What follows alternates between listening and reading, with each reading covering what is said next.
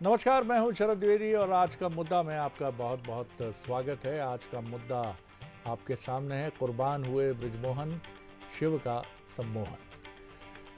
Sacrifice जिंदगी में भी ज़रूरी है और राजनीति में तो अक्सर ये सेक्रीफाइस कई बार बहुत ही निर्णायक रोल प्ले करता है और ये दोनों तरफ जाता है।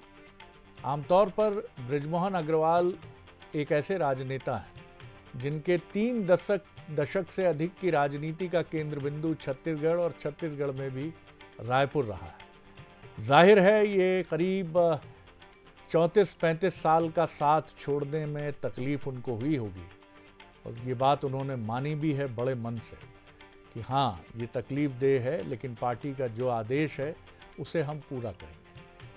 बृजमोहन क्यों गए दिल्ली, ये सवाल, इस पर हम पहले भी बात कर चुके हैं कि क्या कारण है कि रायपुर सीट जो कोई ऐसी सीट नहीं थी कि जहां से किसी दिग्गज नेता को उतारा जाना ज़रूरी था, तो क्या कुछ राजनीतिक समीकरण बिठाने के लिए उनको भेजा गया या कुछ और कारण थे।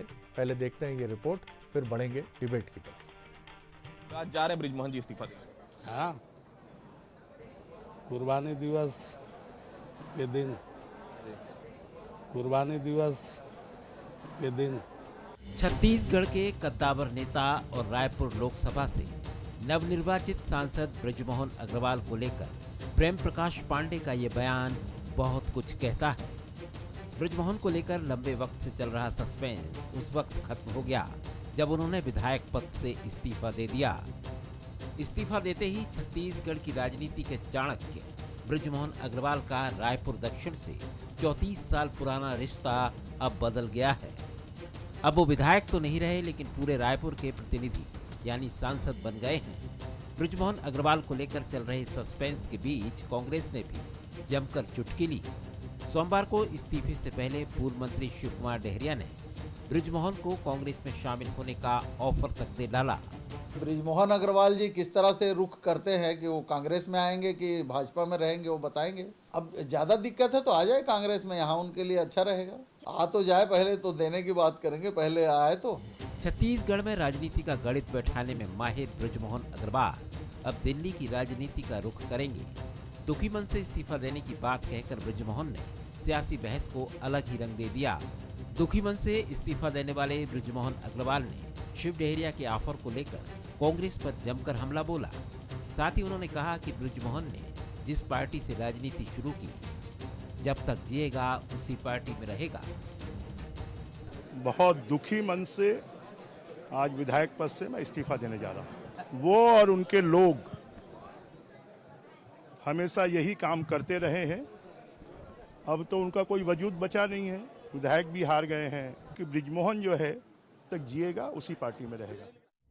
बृजमोहन अग्रवाल मध्य प्रदेश और छत्तीसगढ़ का वो सियासी सूरमा जिसने कभी हार नहीं मानी। हमेशा पार्टी के आदेश का पालन करने वाले बृजमोहन विधायकी छोड़कर दुखी हैं। उन्हें बिना किसी पद के दिल्ली जाना अखर रहा है। खुले में भले ही वो पार्टी के लिए कुर्बानी दे रहे हैं, लेकिन पार्टी फोरम में वो अपनी बात जरूर रखेंगे। जिस तरह की सियासत बृजमोहन करते रहे हैं, उससे तो यही इशारा मिलता है। फिलहाल पार्टी के लिए कुर्बान होकर उन्होंने अपना फर्ज निभा दिया है। अब देखना है पार्टी उनको इस कुर्बानी की कीमत कब देती है। तो चलिए चलते हैं सीधे डिबेट की तरफ और इस डिबेट के जो मेरे साथी गण हैं उनसे रूबरू हो लीजिए। सबसे पहले मुलाकात करिए पूर्व विधायक सीनियर लीडर श्री चंद सुंदरानी साहब से, उनका बहुत स्वागत है। सुरेंद्र वर्मा जी हैं, कांग्रेस के सीनियर लीडर और प्रवक्ता हैं, उनका बहुत स्वागत करता हूं। राम अवतार तिवारी जी हैं, वरिष्ठ पत्रकार हैं छत्तीसगढ़ के, उनका बहुत स्वागत। और आदित्य नामदेव हमारे साथी हैं, स्टेट एडिटर हैं बंसल न्यूज़ के, उनका भी बहुत स्वागत है। आदित्य, आप प्रेम प्रकाश पांडे जी से जब बात कर रहे थे तो 80 के दशक की फिल्म कुर्बानी का वो गीत भी मेरे जहन में कौंध रहा था कि अल्लाह को प्यारी है कुर्बानी, वही वही तुझ पे कुर्बान मेरी जान, तेरा दिल मेरा ईमान। कुर्बानी ज़रूरी भी होती है और कई बार देनी भी पड़ती है, परिवार में भी, बड़ा भाई छोटे भाई के लिए, छोटा भाई बड़े भाई के लिए। और यहाँ केंद्रीय नेतृत्व के कहने पर एक कुर्बानी बृजमोहन जी ने दी है, मिलेगा, मिलना ही चाहिए। पार्टी माता पिता की तरह होती है। बहरहाल इन सारे समीकरणों को, और प्रेम प्रकाश जी और बृजमोहन जी अभिन्न मित्र हैं, तो दर्द प्रेम प्रकाश पांडे जी का भी छलक रहा था। क्या कहेंगे? बिल्कुल कोई दो राय नहीं है शरद जी। देखिए, छत्तीसगढ़ की राजनीति में केवल दो भैया हुए हैं, एक तो विद्या भैया और दूसरे बृजमोहन भैया, और कोई तीसरा भैया आज तक इतने सालों की राजनीति में छत्तीसगढ़ में कोई हुआ नहीं। तो निश्चित तौर पर बृजमोहन जी का अपना वजूद है, लेकिन कहा जाता है, एक बहुत फेमस पिक्चर का डायलॉग था कि राजनीति में मुर्दे गाड़े नहीं जाते बल्कि उन्हें जिंदा रखा जाता है ताकि समय आने पर वो बोल सकें। ये डायलॉग मैं उस परिप्रेक्ष्य में बोल रहा हूं। बहुत जब 2018 की घटना थी, रेलवे स्टेशन में एक वाकया हुआ था। उस वाकया के बाद ये लग रहा था कि बृजमोहन जी और तत्कालीन उस समय जो कलेक्टर थे उनके बीच में काफी दूरियां हो गई थी, और छत्तीसगढ़ की राजनीति से जो पहले के लोग बृजमोहन जी को अलग करना चाहते थे वो नहीं कर पाए। लेकिन अब ये 3-4 महीनों में ये प्लानिंग हो गई थी कि छत्तीसगढ़ की राजनीति से बृजमोहन जी को अलग करना है। तो क्या छत्तीसगढ़ की राजनीति से अलग करने में बृजमोहन जी का जो विपरीत धड़ा है वो क्या कामयाब हो गया? ये अपने आप में बड़ा सवाल है। इसमें कोई दो राय नहीं कि बृजमोहन जी मंत्री पद अभी भी नहीं छोड़ना चाहते। 5 साल विपक्ष में रहे, लेकिन इसमें भी कोई दो राय नहीं कि कांग्रेसियों से जितने मधुर संबंध बृजमोहन जी के रहे, क्योंकि साफ तौर पर कहा जाता है बृजमोहन जी जब चुनाव लड़ते हैं तो बीजेपी के लोग तो साथ देते हैं, कांग्रेस के नेता भी उन्हीं के लिए काम करते हैं। तो बृजमोहन जी का वो कद है, लेकिन अब दिल्ली जाने के बाद किस तरह से छत्तीसगढ़ के हितों का वो ध्यान रख पाएंगे और वहां क्या कर पाएंगे, सबकी नजर है। लेकिन फिलहाल एक बड़ी राजनीति का शिकार हुए हैं। ये अभी तक अंदरूनी जो राजनीतिक गलियारों में खबरें ये आम होकर सामने आ रही है। शरद जी, सुंदरानी साहब, राजनीति में कितने कड़वे घूंट पीने पड़ते हैं ये एक राजनेता ही जानता है, और आप भी अच्छी तरीके से जानते हैं और वर्मा जी भी जानते हैं। लब सी लेंगे, कुछ ना कहेंगे। कांग्रेस में तो फिर भी ये परंपरा है, आंदोलन की पार्टी है कि वहाँ तो मन की बात जुबां पर आ जाती है और उस पर जब तक वो बहुत आपत्तिजनक नहीं होती आला कमान बहुत गौर भी नहीं करता उस पर। लेकिन बीजेपी में तो जुबान फिसली की खेल खत्म। तो यहाँ तो कठिनाई ये भी है कि गहरी पीड़ा के बाद भी मुस्कुराना ही आपकी नियति है। किस तरह देखते हैं, जैसा आदित्य कह रहे थे कि उन्हें किसी एक बहुत सोची समझी रणनीति के तहत दिल्ली भेजा गया? जी आदरणीय शरद जी, मैं इसको षड्यंत्र नहीं मानता। नहीं, हमने कहा भी नहीं सर, बहुत बड़े रणनीति कहा हमने। जी जी जी, नहीं, रणनीति भी नहीं मैं मानता हूं। मैं कहीं ना कहीं रणनीति ये हो सकती है कि बृजमोहन जी का उपयोग राष्ट्रीय स्तर पे किया जाए। अभी तक वो प्रदेश स्तर पे उनका उपयोग हो रहा था और अब वो राष्ट्रीय स्तर पे अपना उपयोग करेंगे। एक ऐसे व्यक्तित्व है, जैसा कि भाई आदित्य जी ने कहा कि 2 ही भैया थे, एक विद्याचरण शुक्ल जी और एक बृजमोहन भैया। तो निश्चित रूप से बृजमोहन भैया के प्रति कार्यकर्ताओं में जो स्नेह है या पार्टी के नेताओं में जो उनके प्रति प्यार रहा है, निश्चित रूप से इतने लंबे समय तक अपने आप को विधायक बनाए रखना, फिर लोकसभा का चुनाव भी देश के 9 सांसदों में से वे अधिक वोटों से चुन के आए, 10 में उनकी गिनती हो रही है। तो निश्चित रूप से उनकी लोकप्रियता का पैमाना छत्तीसगढ़ में देखने को मिलता है। और जिस प्रकार से शिव डहरिया जी ने आज सर इतने मूल्यवान नेता को सहेज कर रखते आप छत्तीसगढ़ में, क्या जरूरत थी कि उनको दिल्ली भेजने के लिए? दिल्ली में तो वैसे ही दिग्गज हैं, एक से बढ़कर एक। जी देखिए, छत्तीसगढ़ की आवाज अगर दिल्ली पहुंच रही है, छत्तीसगढ़ की आवाज अगर दिल्ली में गूंजेगी, छत्तीसगढ़ के हितों की अगर रक्षा दिल्ली में की जाएगी तो कहीं ना कहीं बृजमोहन जी का कद और बढ़ेगा। और मैं तो ये मानता हूं कि बृजमोहन जी जहां भी जिस भी काम में जाते हैं वो अपना नाम करते हैं और निश्चित रूप से वे दिल्ली में अपनी धाक जमाएंगे और निश्चित रूप से छत्तीसगढ़ को उसका लाभ मिलेगा। और आदरणीय बृजमोहन जी का कद छोटा नहीं किया गया बल्कि कद बड़ा किया गया है। निश्चित रूप से उनका लाभ पार्टी राष्ट्रीय स्तर पर लेगी। चलिए, आपकी बात ईश्वर करे सच हो और पार्टी उनका पूरा लाभ उठाए। वर्मा जी, मैं आपकी तरफ आ रहा हूँ।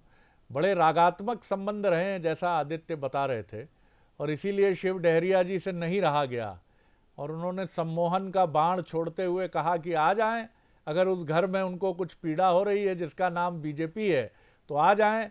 कहीं भीतर एक अंडरस्टैंडिंग तो बड़ी गहरी रही है। कांग्रेस का कम प्रेम छलकता है बीजेपी के नेताओं के प्रति, लेकिन बृजमोहन जी के लिए प्रेम उमड़ रहा है। शरद जी, निश्चित तौर पर आज तो आरएसएस भी यह महसूस करने लगी है कि भारतीय जनता पार्टी और केंद्र की सरकार केवल हम दो और हमारे दो के लिए है। तो भारतीय जनता पार्टी में तो अधिनायकवाद है, और जो बृजमोहन जी के साथ हुआ, जो छत्तीसगढ़ की राजनीति से बेदखल किया गया, आप भी उस घटना के गवाह हैं शरद जी, जब छत्तीसगढ़ राज्य नया नया बना था, नेता प्रतिपक्ष का चुनाव था, जिस तरह से लखीराम अग्रवाल जी की गाड़ियां फूकी गई और देश के प्रधानमंत्री मोदी जी उस समय प्रभारी हुआ करते थे, उनको टेबल के नीचे छुपना पड़ा था। तो आज वो कटुता कहीं ना कहीं मोदी शाह के दिल में है और अवसर मिलते ही ठिकाने लगा दिया गया। देखिए, बृजमोहन जी का यह कहना कि मैं 6 महीने मंत्री पद पर बने रह सकता हूं, ये इस बात का प्रमाण है कि उनके अंदर छत्तीसगढ़ की राजनीति में सक्रिय रहने का मन है उनको, और वो कह भी चुके हैं कि बड़े दुखी मन से मैं इस्तीफा दे रहा हूं विधानसभा से, विधायकी से। तो ये पद लोलुपता भी दिखता है इसमें, सत्ता में बने रहने की चाहत भी दिखती है, और छत्तीसगढ़ की राजनीति में अपना प्रभाव जमाए रखने का उनका जो सपना है वो भी दिखता है। तो किस बेरहमी से उनको बेदखल किया गया। प्रेम प्रकाश पांडे जी कोई मामूली नेता नहीं है, स्पीकर रहे हैं प्रदेश के, विधानसभा के अध्यक्ष रहे हैं, उनके परम मित्र हैं। और जो कुर्बानी की बात कही, तो निश्चित तौर पर जो बृजमोहन जी के विरोधी गुट हैं, चाहे वर्तमान में जो पावरफुल कहे जाएं, बृजमोहन जी को कमजोर करने के लिए जिस तरह से उनको बलि का बकरा बनाया गया वो तो सर्वविदित है। मोदी जी से 4 गुना ज्यादा लीड है उनकी, केंद्र में मंत्री बना दिया होता अगर सम्मानजनक उनको ले जाना था केंद्र में। और भारतीय जनता पार्टी के सांसदों की क्या स्थिति रहती है तो किसी से छुपा नहीं है। पिछले 10 साल से जो है 9 और 10 सांसद रहे हैं, जब प्रदेश हित की बात होती है तो दलित चाटुकारिता में इनके मुंह में दही जम जाता है, चाहे हजारों की संख्या में ट्रेन हो, चाहे और भी कोई मामला हो, तो वहां तो किसी को अनुमति नहीं है। जी मैं लौटता हूं वर्मा साहब, लौटता हूं। तो वर्मा जी का कांग्रेस की तरफ से कहना है कि ये एक नेता को, एक जबरदस्त नेता को आरोप भी है उनका, और उनका विश्लेषण भी है कि उनको जबरन भेज दिया गया है छत्तीसगढ़ की राजनीति के संतुलन को साधने के लिए, बीजेपी की राजनीति के। आप कितने सहमत और असहमत हैं? क्योंकि हमने देखा पिछली कांग्रेस की सरकार में, अगर कोई समीक्षक जो मानते हैं कि कोई चीज़ जो चुनौती बनी वो नेताओं का अंतर्विरोध था, ऊपर ऊपर सब ठीक दिखता था, लेकिन अंदर अंदर पूर्व मुख्यमंत्री भूपेश बघेल जी के साथ जो 3-4 नेताओं की प्रतिद्वंदिता थी, उसने एक बड़ा अंदर अंदर कमज़ोर किया पार्टी को। क्या ये घटनाक्रम भी पार्टी के लिए, बीजेपी के लिए चिंता का विषय, एक बड़े नेता का जाना कुछ आंतरिक और समीकरणों को जन्म दे सकता है?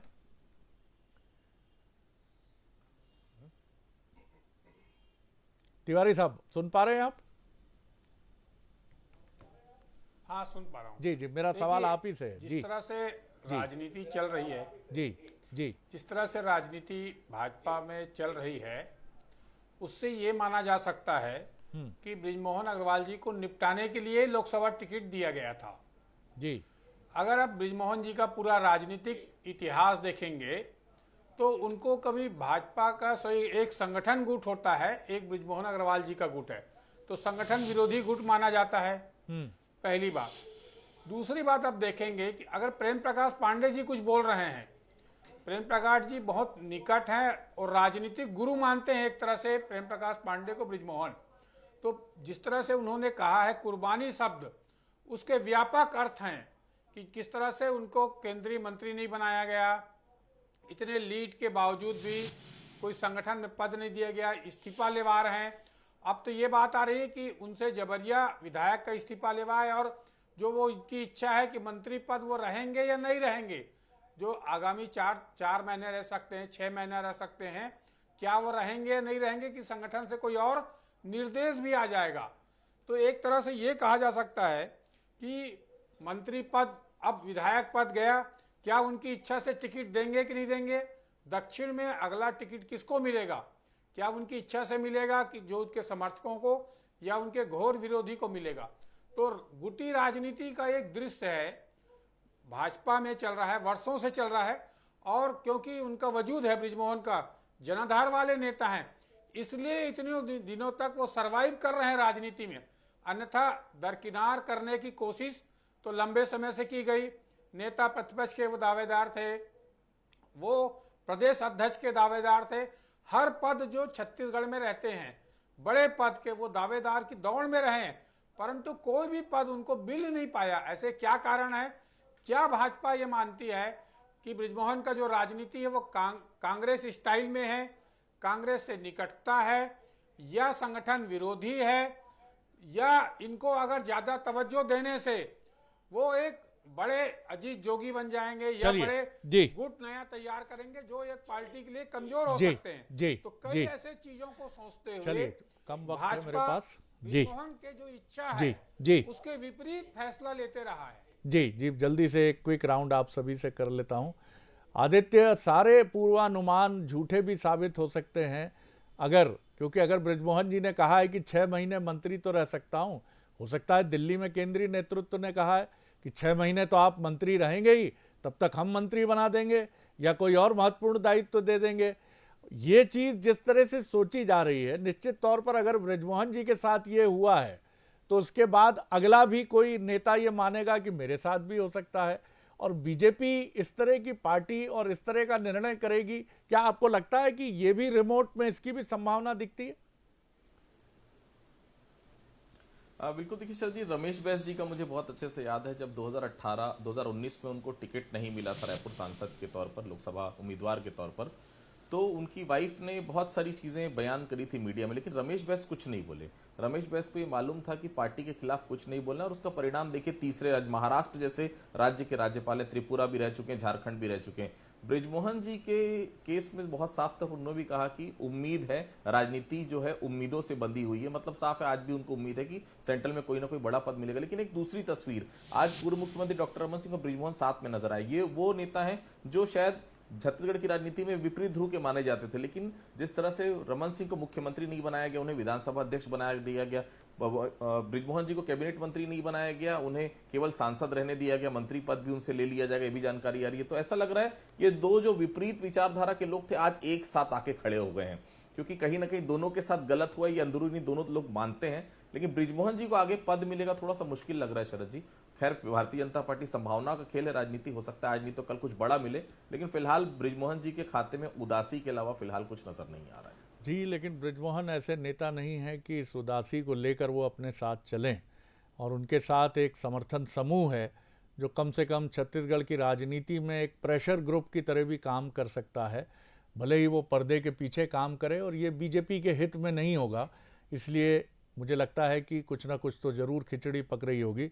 सुंदरानी साहब, निश्चित तौर पर बीजेपी ख्याल रखती है, मुड़ती है पीछे, और उन लोगों की तरफ भी देखती है जो लंबे समय से इंतज़ार कर रहे हैं।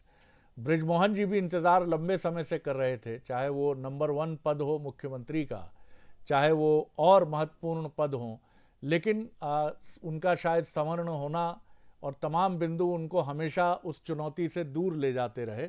लेकिन ये मौका ऐसा है कि अब वो अपने करियर के आखिरी मकाम पर हैं, और यहाँ अगर उनको कम से कम वो सम्मान भी नहीं मिला जो जिसके वो हकदार हैं, तो ये चुनौती बीजेपी के लिए बड़ी बन सकती है। जी, बहुत संक्षेप में, वक्त कम है, फिर वर्मा जी की टिप्पणी। जी शरद जी, ब्रिजमोहन जी एक ऐसी शख्सियत का नाम है जो विपरीत से विपरीत परिस्थितियों में हर चुनौती से आगे बढ़ के वो निकले हैं, और ये भी चुनौती अगर उनके सामने है तो आप मान के रखिएगा कि आने वाला समय उनके लिए बड़ा सुखद होगा, और वे निश्चित रूप से पार्टी उनका उपयोग करेगी। ये पार्टी ब्रिजमोहन जी जैसे नेता का उपयोग न करे ऐसा संभव नहीं है, और ब्रिजमोहन जी का बहुत अच्छा बड़ा उपयोग पार्टी करेगी, निश्चित रूप से मुझे विश्वास है। हालांकि मैं उस लेवल का कार्यकर्ता नहीं हूं कि ये बात को मैं कह सकूं, लेकिन मुझे विश्वास है, मैं ब्रिजमोहन जी को और ब्रिजमोहन जी के प्रति जो भारतीय जनता पार्टी के वरिष्ठ नेताओं का जो व्यवहार है उसके आधार पर मैं कह सकता हूं। वर्मा जी, एक संक्षिप्त टिप्पणी आपकी। जी, समय में बड़ी शख्सियत के रूप में देखे जाएंगे। जी वर्मा जी, एक संक्षिप्त टिप्पणी वर्मा जी आपकी। शरद जी, जी, निश्चित तौर पर भारतीय जनता पार्टी में जनाधार वाले नेताओं को साइड लगाने की एक परंपरा चल पड़ी है। जिस तरह से 2 डिप्टी सीएम बनाए गए, 8 बार के विधायक हैं भारतीय जनता पार्टी से ब्रिजमोहन अग्रवाल जी, उनके ऊपर जो है पहली बार जीतने वाले विधायकों को डिप्टी सीएम बनाया गया, उसके बाद लगातार उनको इस तरह से कवायद करके, षड्यंत्र करके हटाने का प्रयास किया जाता रहा। तो उनके समर्थक ही कह रहे हैं कि 2028 का विधानसभा चुनाव जो है उस समय ये सांसद रहेंगे, विधानसभा का टिकट तो मिलना नहीं है, उसके बाद इनकी परंपरा है सांसदों की टिकट काटने की, तो इस तरह से इनको निपटाने का पूरा प्लान जो है मोदी साहब आपका की टीम प्रस्ताव ने तो है ही कर कांग्रेस दिया है। वाला। और देखिए, तकनीकी आधार पर भले ये कहें, लिख के ले लीजिए शरद जी, ये जो है 6 महीना मंत्री नहीं रहने वाले, या तो राज्यपाल इनको बर्खास्त कर देंगे या मुख्यमंत्री हटा देंगे। देखिए शीघ्र ही यहाँ पर मंत्रिमंडल का पुनर्गठन होगा, उसमें ये बाहर हो जाएंगे। चलिए ठीक। भले ही जिस कानून का ये हवाला दे रहे हैं लोक प्रतिनिधि तिवारी जी, क्या फ्यूचर कोर्स ऑफ एक्शन हो सकता है ब्रिजमोहन अग्रवाल जी का? क्या कर सकते हैं अगर यथोचित, माफ कीजिएगा, मान सम्मान नहीं मिलता है दिल्ली में, तो क्या कर सकते हैं? क्या आपको लगता है कि कोई एक्सट्रीमिस्ट स्टेप उठा सकते हैं ब्रिजमोहन अग्रवाल? भाजपा संगठन की अभी जो रणनीति है छत्तीसगढ़ में खासकर, वो नई पीढ़ी को मौका देना और नया नेतृत्व तैयार करना। इसीलिए चाहे रमन सिंह हो, ब्रिजमोहन अग्रवाल हो, सबको एक तरह से दरकिनार करने की कोशिश चल रही है, उसी का हिस्सा है। अब ब्रिजमोहन जी को कुछ देंगे या नहीं देंगे, ये अगर अंदर की राजनीति को जो भाजपा को समझता है उसके अनुसार तो मिलने की संभावना कम है। ऐसे में ब्रिजमोहन जी को एक नया फिर से संघर्ष करना पड़ेगा, नया फिर वजूद तैयार करने का और नया समीकरण तैयार करने की कोशिश, मेहनत करना पड़ेगा। वो कितना सफल हो पाते हैं भविष्य में, ये देखना होगा। ये बिल्कुल आप ठीक कह रहे हैं। और कई बार जिंदगी हमें उस मोड़ पर ले आती है जहां वो शेर बड़ा माकूल फिट होता है कि आईना मुझसे मेरी पहली सी सूरत मांगे, मेरे अपने मेरे होने की निशानी मांगे। ये वाकई एक चुनौती है। वो व्यक्ति, चाहे वो किसी बड़े संस्थान का संपादक हो, कोई फिल्म अभिनेता हो, कोई राजनेता हो, कोई क्रिकेटर हो, कोई खिलाड़ी हो बड़ा, वो मौका जब आता है जब उसे लगता है कि उसकी टीम अब उसे उस तरह नहीं देख रही है जिस तरह उसे पहले देखा जाता था, तो एक गहरी चुभन होती है, एक गहरी पीड़ा होती है। ब्रिजमोहन जी उस पीड़ा के साथ चल रहे हैं, लेकिन उस पीड़ा को अगर वो अपनी शक्ति बनाएंगे तो निश्चित तौर पर वो एक हथियार भी बन जाती है जो आत्मविकास भी करती है और कठिन चुनौती के बीच में आपको आगे बढ़कर छा जाने में भी प्रेरित करती है। तो एक कठिन चुनौती है ब्रिजमोहन जी की। शुभकामनाएं हैं उनको कि अपने उत्तरार्ध में राजनीतिक जीवन के वो इस चुनौती का सामना कर रहे हैं। कहाँ तक पहुँचेगी उनकी जर्नी, इसके लिए हम शुभकामनाएं दे सकते हैं। जाहिर तौर पर हमेशा मुस्कुराने वाला ये राजनेता इस मोड़ पर भी हार तो नहीं मानेगा। बहुत शुक्रिया आप सभी मेहमानों का। बने रहिए बंसल न्यूज़ पर। खबरों का सिलसिला लगातार जारी है और मुझे दीजिए इजाज़त। नमस्कार।